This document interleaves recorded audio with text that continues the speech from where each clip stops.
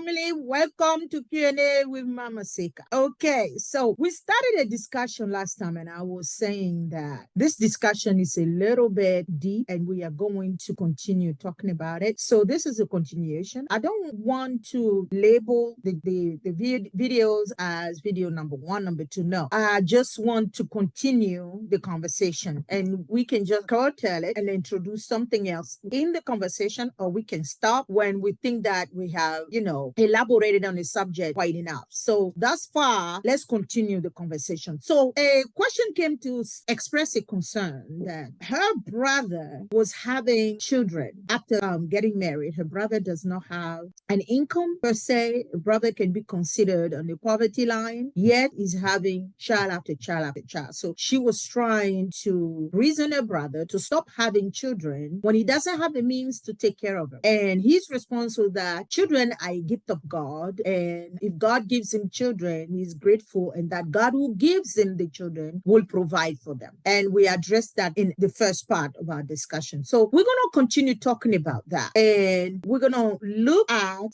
the danger of bringing children in this earth, in this society without means. So to start with, the conception of a child, the making of a child can happen anywhere. It can even happen on a dump. It can even happen anywhere. It can be conceived anywhere. However, the well-being of the pregnancy, the well-being of the pregnant mother is very important for the well-development of the fetus, because nutrients that the mother consumes are the ones that feed and make the child grow, are the ones that give the child a good start before that child is even born. When a mother is not well nourished, I'm not saying she's not eating well. I'm talking about nourishment. There is a difference between being fed and being nourished. Being fed is being able to grab an item that can be identified as a food item and consume that item, even consume it a lot. Yet, there's no nutrient that enters the body. So the nutrients are the most important element of food when it comes to the mother's womb. That child was conceived in the same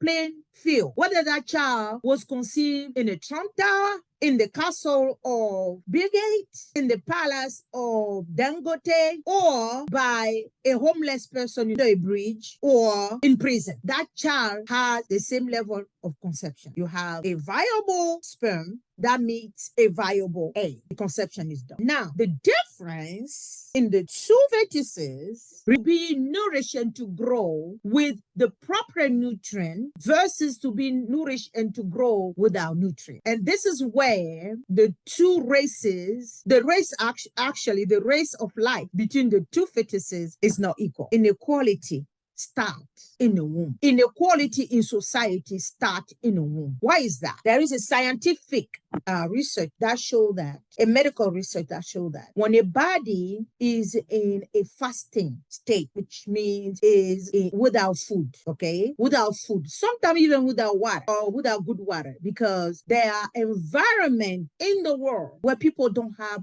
good water. They drink water that is infested with parasites, So when a pregnant mother does not have access to good food, fat in your body, there are some women that are too skinny and it's not healthy. They are instructed to eat. I remember a colleague who was so underweight. I mean, you can blow and she can fall. She was so skinny. She was having issues with bulimia, and the doctor told her that her weight is in a very red zone. She has to eat. So she was literally having to eat McDonald's. All of the fast food, she had to eat that. She was giving 30 days to gain a certain set of weight. Otherwise, she was into the danger of losing her life. You see? So extreme underweight is not healthy. We know that there are some regions, societies, where women are so underweight. Yet, you see a newborn that they are carrying on the hand, and that newborn is nourished state.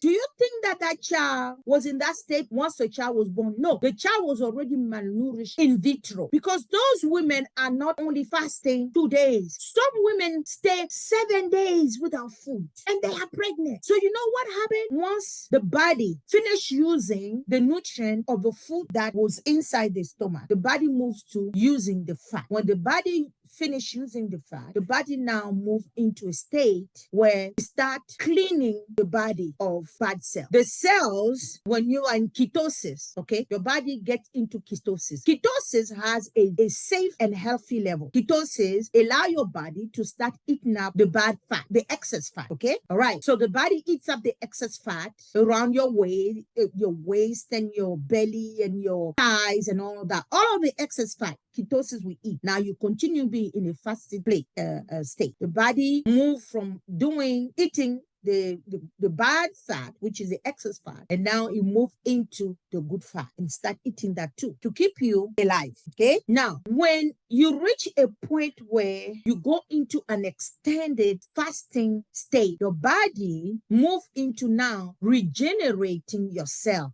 Thus far, it's sounding good. But what happened in that state? In that state, the body sheds off dead cells or bad cells. The cells are not good, are being killed, okay? And then they are replaced with good cells. Thus far, it's good. But there is a little caveat. Where does a bad cell that has been killed by your system go? It has to be evacuated. When you are not pregnant, that cell is evacuated through your blood, through your excrement, through your urine. But when you are pregnant, guess where the bad cells are going? Straight to the fetus. Because when you are pregnant, your whole biological system works with the whole biological system of the fetus. So when you are facing a pregnant woman who is poor, who is not in the, condition, healthy condition, feed herself, even 1 meal a day that provide nutrition to her fetus, her body switch itself into a ketosis. And a ketosis state for a pregnant woman is a very bad combination. So my heart breaks, because it's true that there are poverty communities, poverty-stricken societies around the world. But me, right now, I'm speaking about the Black folk. In addition, specifically Africans. So you see, these African children that are being born in refugee camps, in poor communities, in vitro already are being born deficient. They are being born deficient. So vitamin like DHA that is supposed to be good for the brain ability is not developed because the nutrients are not there to benefit the child with that. So now tell me, should a poor woman have children? Should a poor man be married to produce children? These are the questions that are continuing the conversation. Thank you for connecting.